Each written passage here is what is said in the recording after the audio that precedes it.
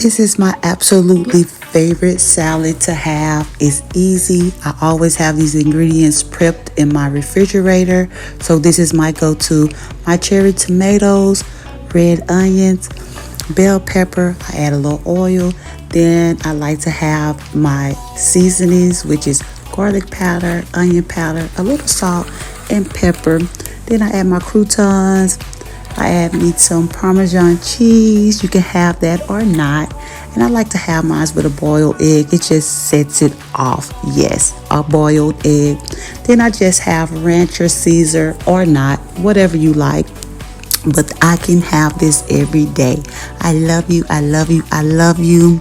See you next time. Bye.